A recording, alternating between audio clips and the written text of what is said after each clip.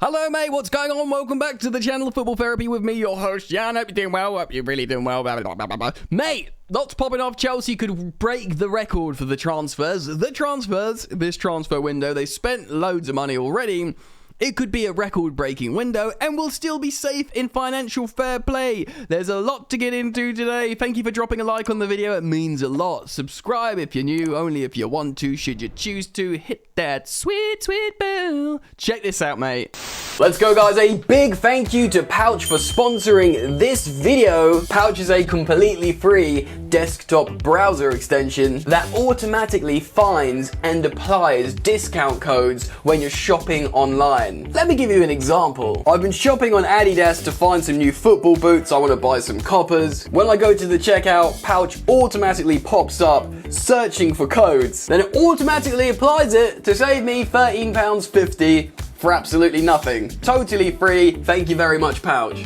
Lovely. Pouch works over 3,000 UK websites, which is a lot. If you are like me and you want more sports, football related websites, don't worry, there's loads. There's like Nike classic football shirts, JD Sports, it literally goes on. It gets even better, mate. Even if there isn't any discount codes available, you can still earn Pouch points for buying stuff with Pouch installed. For example, you can earn Pouch points even on the Chelsea website. That's right, the Chelsea Megastore is a participating retailer, so you spend when you're using Pouch, generate points, which then can be redeemed later for gift cards. Pouch can be installed in a couple of seconds with a couple of clicks. It's not complicated at all. Pouch is completely free. You can get it by clicking the link in the top of the description just there. Go click that, go check out Pouch now for free. Wicked.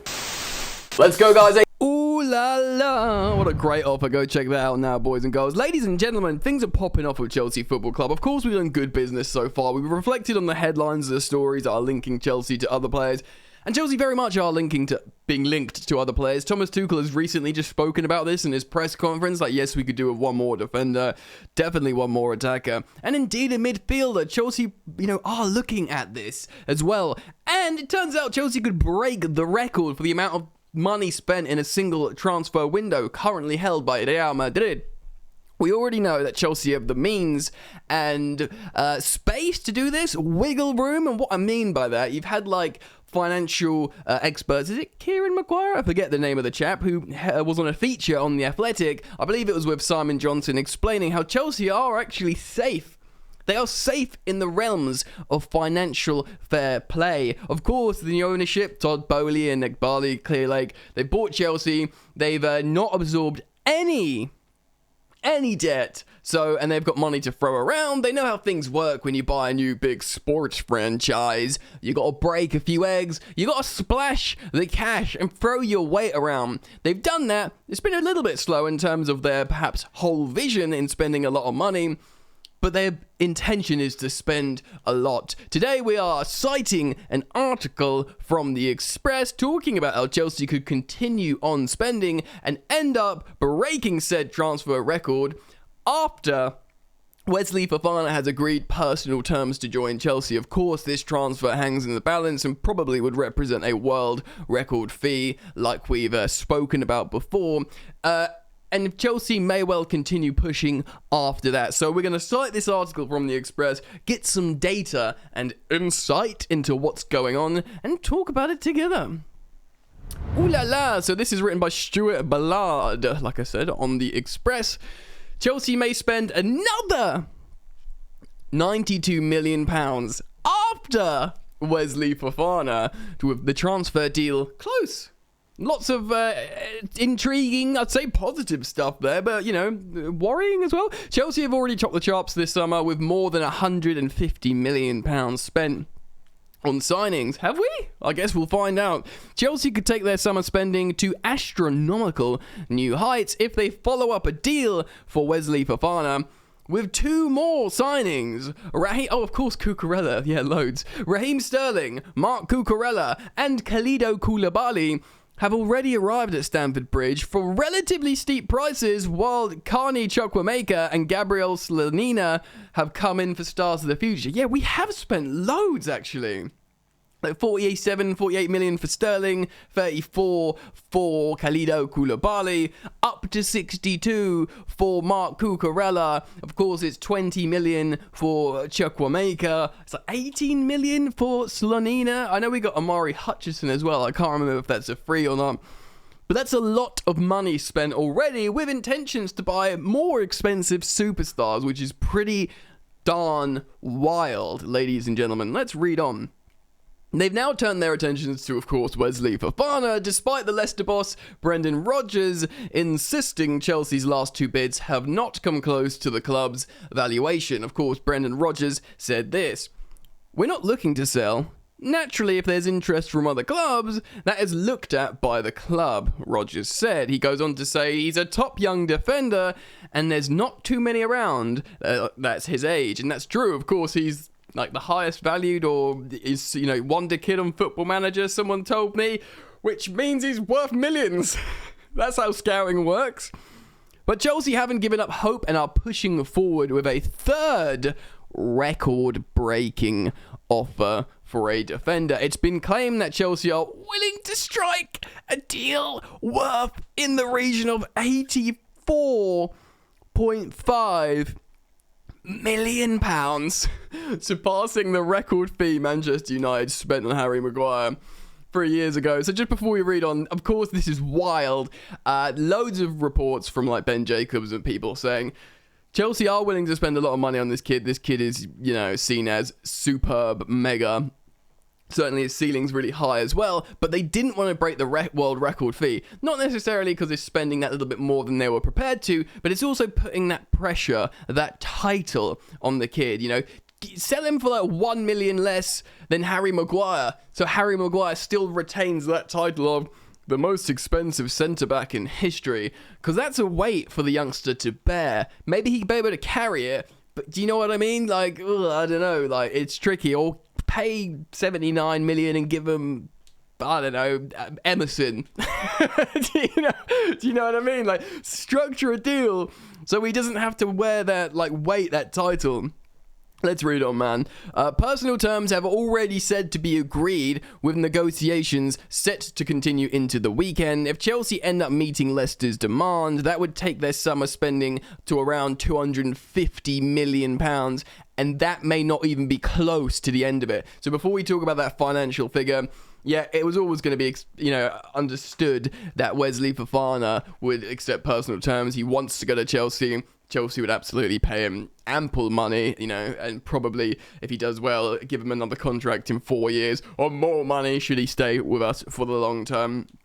And, he's pushing for a move to Chelsea. Like I said, Ben Jacobs and other journalists and, broadcasters and reporters suggesting that dialogue is now open between Chelsea, whereas before it was like a sort of relatively sterile, thermal, bid. But now there's open dialogue to and fro quickly, which generally accelerates any transfer, process. And that's what's being discussed at the moment. So, yeah, So if it goes up to 250 with Fofana, I mean, that's pretty wild, but it goes on.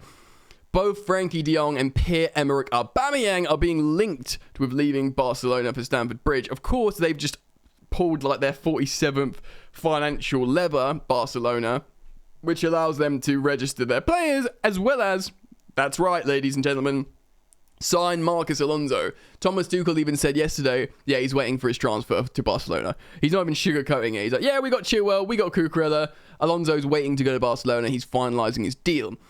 So obviously the dialogue is open with the Catalan club at the moment. So the Catalan outfit value de Jong at £71 million, which probably, by the way, in this crazy story, in this crazy climate, it's probably all right value, considering what he represents as a player and his profile. They also want £21 million for Aubameyang. Now, Chelsea apparently were prepared to pay £10 million for Aubameyang, the striker. Tuchel yesterday, yet again, he didn't talk about him coming to Chelsea because he wanted to respect another club's player, but he waxed lyrical yet again about Aubameyang. He says, some players in life, in football, they always remain your players. And Aubameyang's one of those for me. He bloody loves Aubameyang. He'd want him at Chelsea, absolutely. Other reports suggest Chelsea would pay around 10 million. But they also want Barcelona want £21 million for Aubameyang. Of course, he only left Arsenal for the new camp in January. The Barcelona duo are on high wages, with the La Liga outfit are seemingly they're up for sale should their valuations be met. Of course, they want to get the transfer fees and they want to get the wages off their books to meet their salary caps without having to constantly pull financial levers. Barcelona, that is. De Jong's future has been in the transfer saga. It's been the transfer saga over the summer, with Barcelona trying to push him out the door, with Manchester United initially showing the most interest. Chelsea have entered the race and are said to be the favourites as Tuchel looks to strengthen his midfield, and there's still no like-for-like replacement brought in for Lukaku, with Kai Havertz playing the false nine. On Frenkie de Jong, he wants to stay at Barcelona. I mean, if he does get pushed out, if they somehow find a way to push him out, he will, I'm pretty adamant, choose Chelsea Football Club. If Chelsea end up signing both Barcelona players, though, as well as Wesley Fofana, they will smash the record for biggest single transfer spend ever.